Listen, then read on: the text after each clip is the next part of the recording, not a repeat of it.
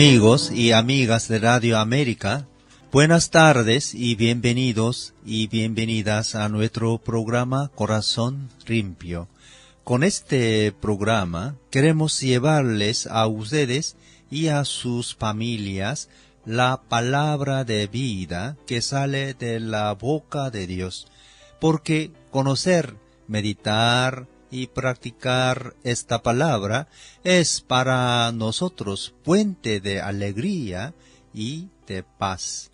En efecto, solo en Dios encontramos una respuesta exhaustiva a nuestros anhelos y a las preguntas más profundas que surgen en nuestros corazones.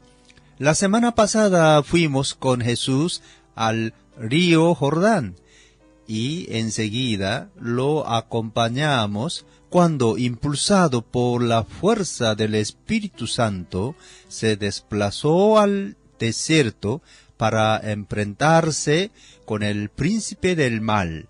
Jesús, cuando salió del desierto, vencedor sobre las tentaciones, y supo del encarcelamiento de Juan el Bautista, volvió a Galilea y se trasladó a Capernaum para dar inicio a su ministerio público.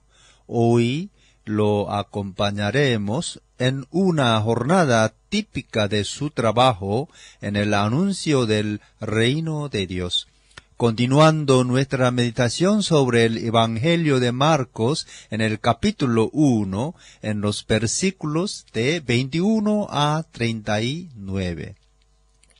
Texto: Jesús expulsa a un espíritu maligno. Entraron en Capernaum y tan pronto como llegó el sábado, Jesús fue a la sinagoga y se puso a enseñar.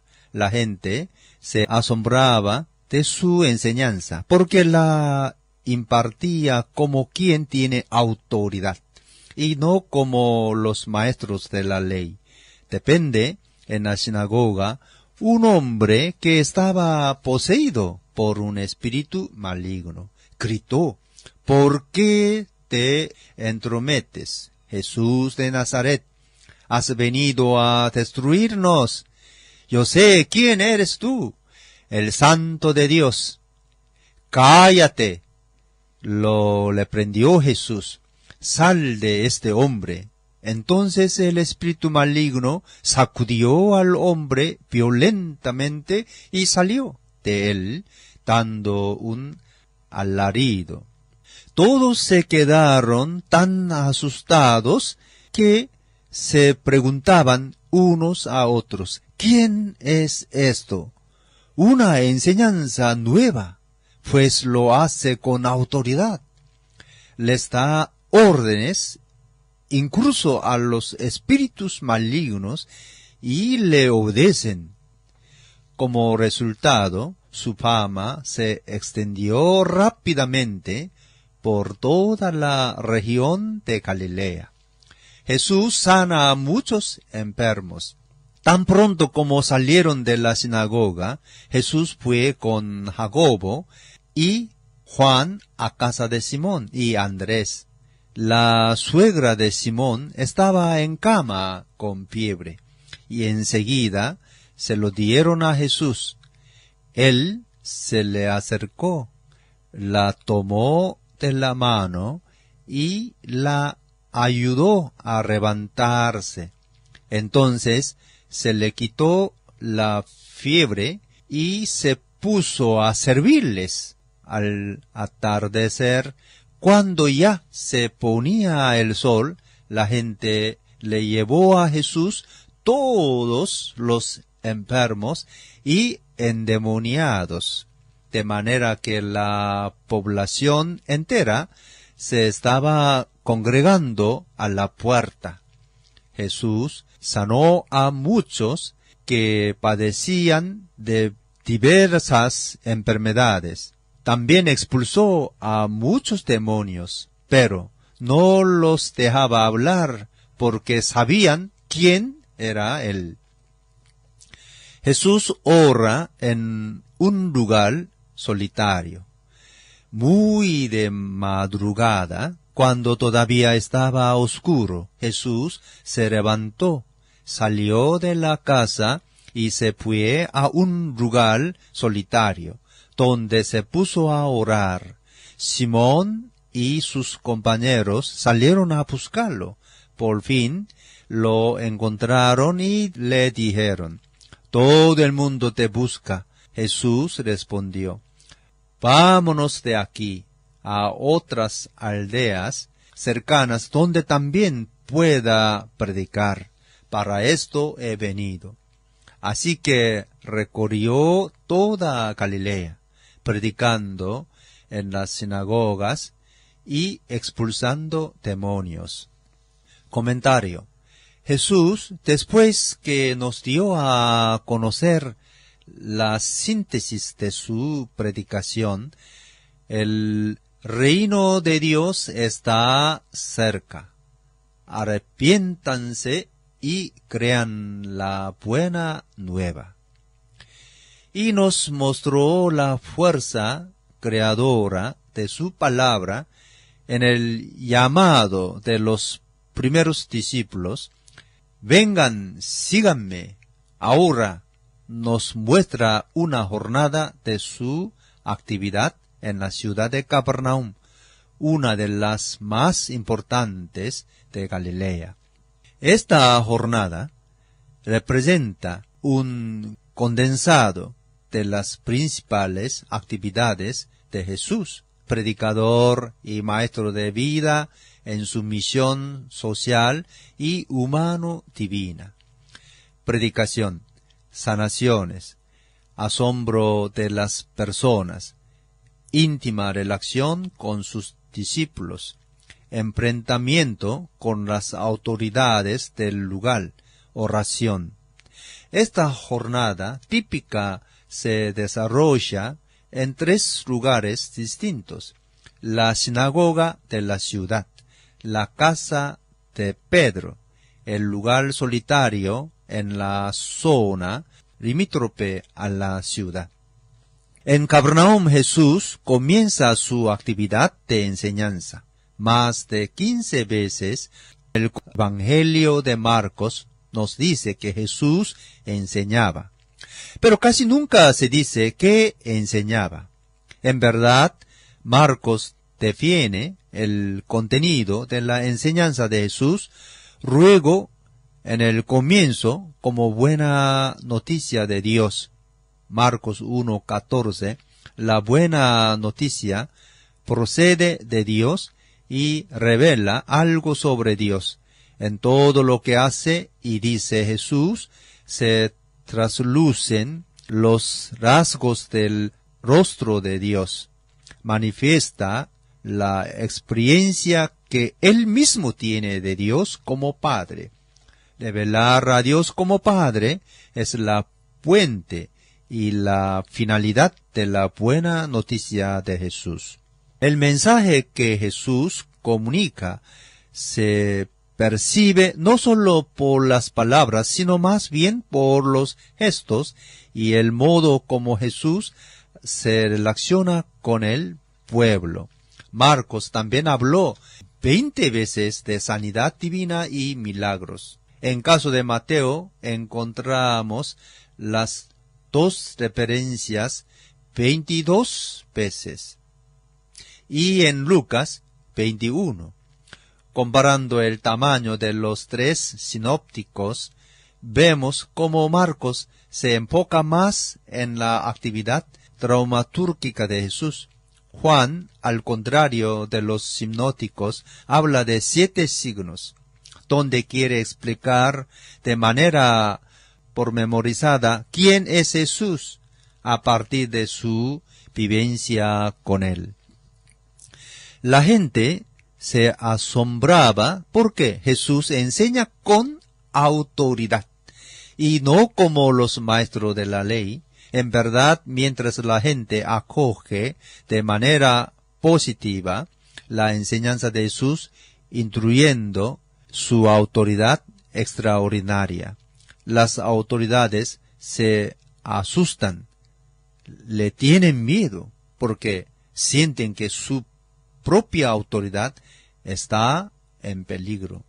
Jesús, para curar al hombre poseído, que representa a todos los hombres, entra en contacto con los espíritus malignos, quienes lo reconocen y declaran que Jesús es el Santo de Dios, y gritan, ¿por qué?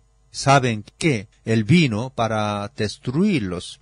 Jesús quiere sacar poder al mal, por eso no acepta el testimonio de estos y ni siquiera les permite hablar. Manda a callar a los espíritus y les ordena que salgan del hombre. Y estos le obedecen, sacudiendo violentamente al poseído y dando un fuerte alarido, salen de él. Solo fue suficiente la palabra de Jesús. Aquí, como en otras partes del Evangelio de Marcos, es la voz de Jesús que aleja los demonios o calma la tempestad o hace otras sanaciones. En Lucas 5:17 se dice que el poder del Señor estaba con Jesús, por eso podía sanar a los enfermos. Esta obediencia de los espíritus malignos ocurre, nos dice Marcos, porque ellos lo conocían. La afirmación, lo conocían, y la exclamación maravillada de los presentes. ¿Qué es esto? Una nueva enseñanza, dada con autoridad. Es un artificio literario para que sus interlocutores y sus lectores se hagan la gran pregunta sobre el misterio de la identidad de Jesús. ¿Quién es Jesús? Este es el enigma que muchos comentaristas llaman el secreto del Evangelio de Marcos. Podemos decir que esta pregunta es la espina dorsal que sustenta todo el Evangelio, junto con el deseo del autor de ayudar a descubrir que Jesús es el Hijo de Dios. Jesús, por un lado, hace y dice todo lo que debe hacer y decir, suscitar maravillas, y su fama se difunde. Por otro lado, no quiere que se sepa quién es. Esta postura tendrá una primera respuesta en la confesión de Pedro en Marcos 8:29, que reconoce el mesianismo de Jesús, y su revelación en la cruz, cuando el centurión reconocerá en Jesús el Hijo de Dios. Marcos 15:39. Pero por ahora estamos en el misterio. Por lo tanto, volvemos al clamor popular y al miedo de las autoridades que se preguntan sobre la autoridad de Jesús. ¿De dónde le viene a Jesús esta autoridad? ¿Qué quiere decir? Que él tiene una autoridad distinta de aquella de los maestros de la ley. ¿De qué tipo de autoridad se trata? Si miramos desde afuera de una manera superficial y laica, su actividad no se diferencia mucho de la de los otros maestros itinerantes de entonces, que iban de un lugar a otro predicando en las playas, en los lugares de cultos o en otros lugares, sobre sus doctrinas y sobre la bondad de sus saberes y de sus teorías. Pero si miramos de manera más apurada, luego vemos que en Jesús se refleja algo de excepcional. Y es por eso que muchos lo reconocen como uno de los grandes profetas, como leemos en Marcos 8, 27 a 28, donde Jesús pregunta a sus discípulos lo que dice la gente de él. Y ellos le contestan que lo reconocen como uno de los grandes profetas. Nosotros sabemos que Jesús es mucho más que eso. Cuando los profetas se presentaban al pueblo, tenían la necesidad de presentar sus credenciales, es decir, hablar de su vocación, y lo hacían de una forma bien conocida. Así dice el Señor. Jesús no habla de su vocación ni usa de este antiguo modo profético. Esto para decir que Él no tiene necesidad de presentarse y que quien lo escucha debe aceptar su autoridad a partir de su palabra y actuación, como Él mismo dice en Marcos 13:31. El cielo y la tierra pasarán, pero mis palabras nunca pasarán.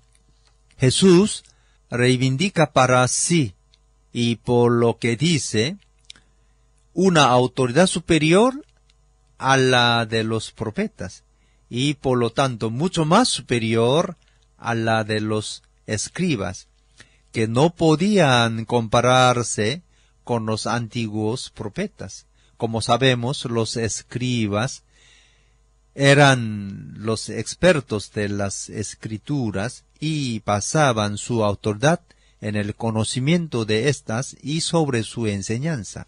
La enseñanza de Jesús nunca es la simple explicación de pasos de la Biblia. Él no tiene necesidad de apoyar su autoridad sobre la ley y los profetas, sino que toma por sí mismo una autoridad que le viene directamente de Dios, a tal punto que él no duda en contraponer su autoridad a aquella que proviene de la enseñanza tradicional, a los más venerados maestros de Israel o a veces a las mismas escrituras. Así se manifiesta la autoridad de Jesús en su enseñanza y en su persona, que se impone sin mediaciones y explicaciones, como vemos en su actuación, como cuando llamó a los primeros discípulos o cuando cayó y ordenó a los espíritus impuros que salieran. La autoridad de Jesús rompe los esquemas y las costumbres conocidas y las altera las seguridades doctrinales y autoritarias que estaban bien instaladas en la sociedad del tiempo. Su autoridad no provenía de haber frecuentado escuelas prestigiosas, sino por su mensaje y práctica renovantes. En resultado es que, pese a su rechazo, su fama como predicador y profeta hacedor de milagros se extiende rápidamente, no solo en Capernaum, sino que por toda la Galilea. Enseguida Jesús sale con sus discípulos y va hasta la casa de Pedro. Como vimos en la sinagoga, las autoridades fueron incapaces de entender la novedad del Evangelio, pero también en la gente y en los mismos discípulos hay una dificultad en percibir el potencial del Evangelio anunciado por Jesús. El texto nos dice que la suegra de Pedro estaba en la cama con fiebre alta. En la sinagoga Jesús se enfrentó a un mal espíritu. Aquí debe enfrentarse a un mal físico. Jesús no dice nada, solo se acerca a ella, la toma de la mano y la ayuda a levantarse, y luego se le quita la fiebre. Retoma sus fuerzas y puede volver a sus tareas dentro de la casa. El verbo usado para levantar a la suegra de Pedro es el mismo usado para designar la resurrección. Esto para decir que donde Jesús llega la vida brota en plenitud. Aquí debemos hacer una observación importante sobre la actuación de Jesús. Cuando aleja a los espíritus impuros, actúa con toda su fuerza divina y ordena que salgan y dejen a la persona en paz. En el caso de la suegra de Pedro, Jesús se acerca a ella con mucha delicadeza. Lucas añade que Jesús se inclinó sobre la enferma y reprendió a la fiebre. Esta la dejó. Lucas 4, 38 a 39. Los autores sagrados quieren evidenciar la compasión y el amor de Jesús para con las personas. Nosotros también debemos aprender a tratar a las personas con mucho cariño y comprensión. Jesús no se preocupa con doctrinas y prohibiciones. En su actuación rompe con algunos de los tabúes religiosos del tiempo. Cura en día de sábado y tocar una enfermedad, es decir, una impura, sin preocuparse en ser contaminado.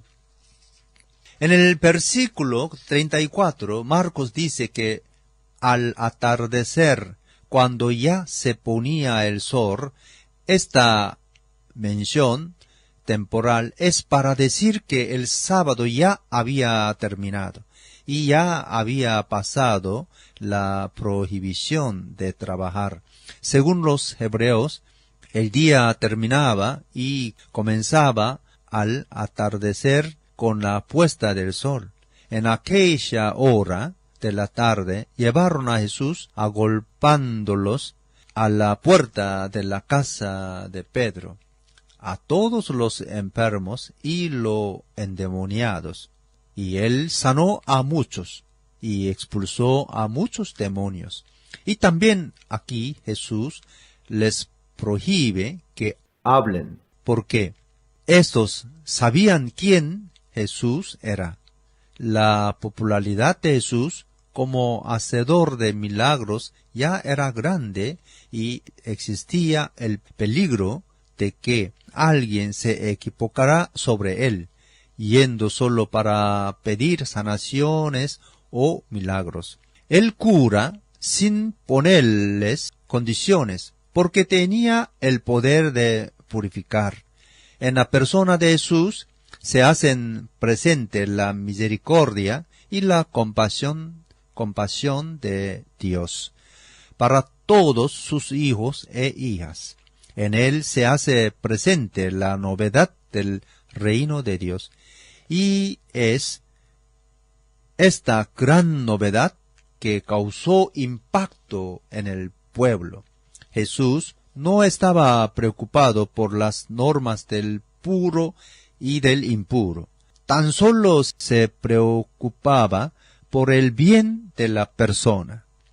Al contrario de los fariseos, que se preocupaban por normas y doctrinas. Por eso es que Jesús cura en día sábado, para que las personas encuentren su salud.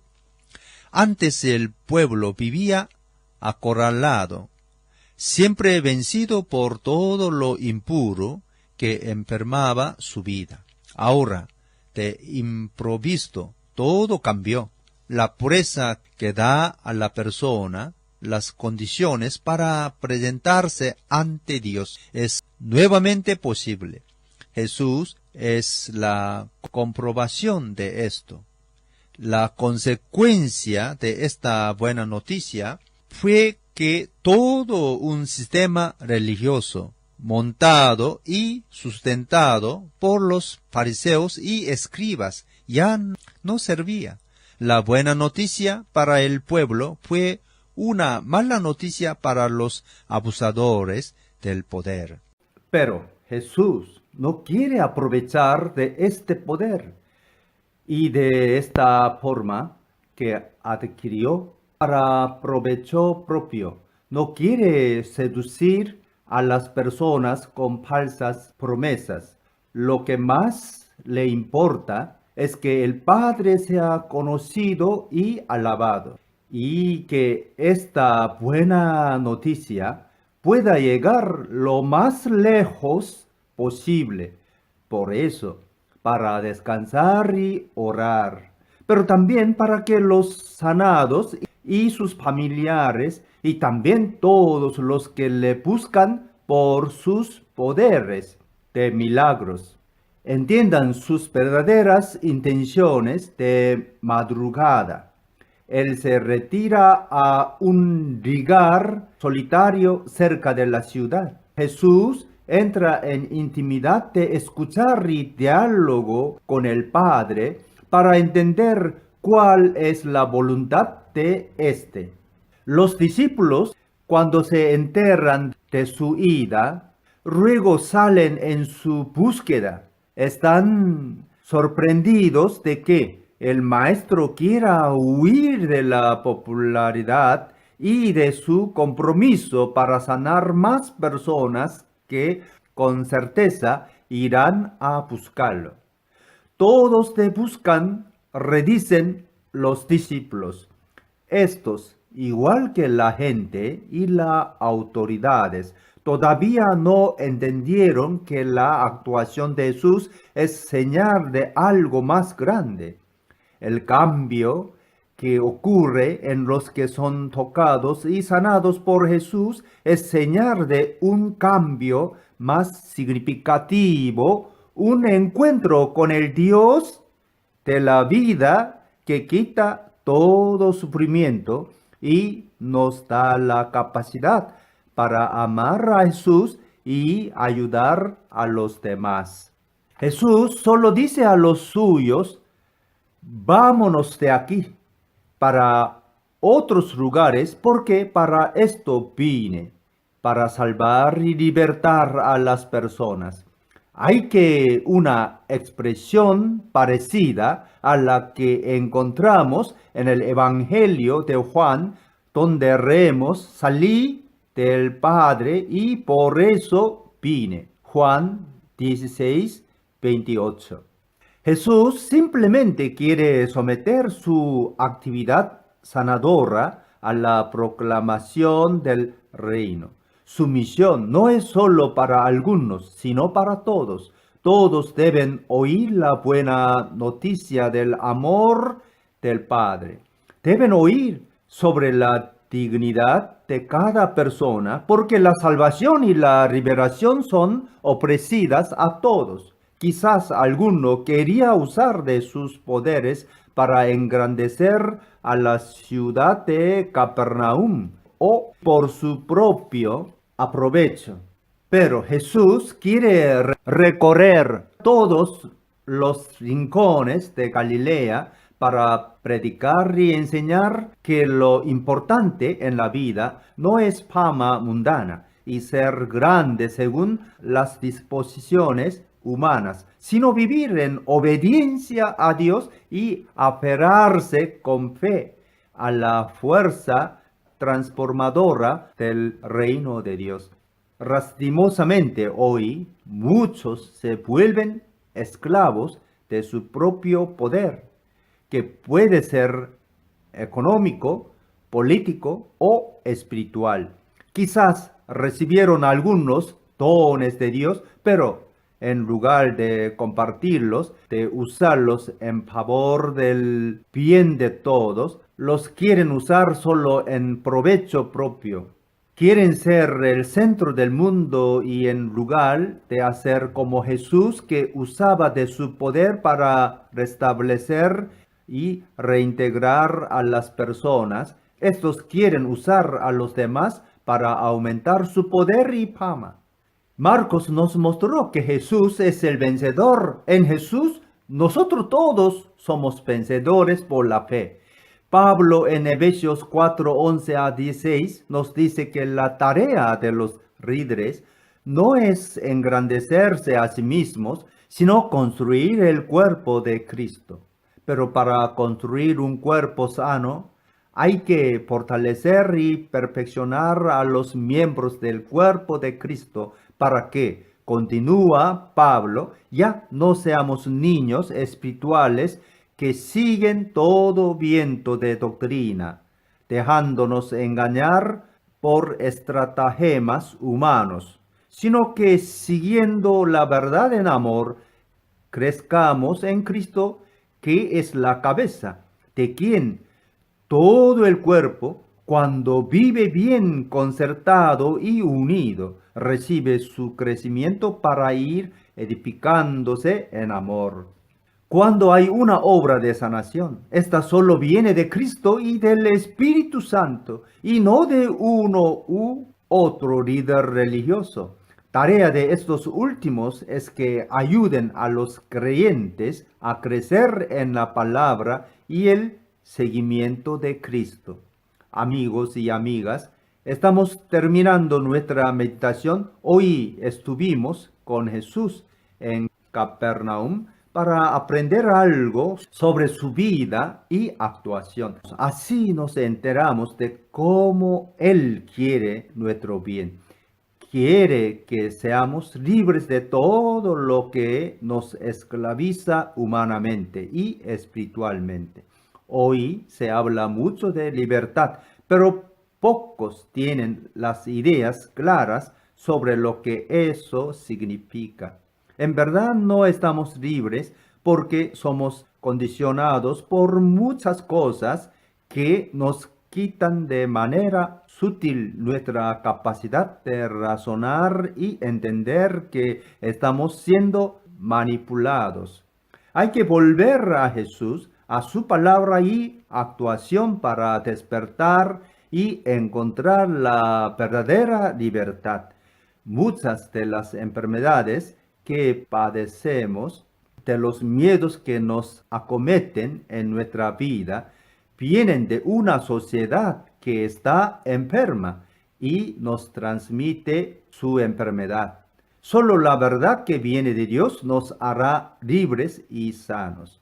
Volvemos a Él con la oración y la meditación cotidianas y constantes. Sin eso, no logramos sacar las ataduras que nos dejan en malas condiciones y acabamos perdiendo nuestro sano juicio por querer ser no a imagen y semejanza de Dios, sino a imagen y semejanza de esta sociedad enferma.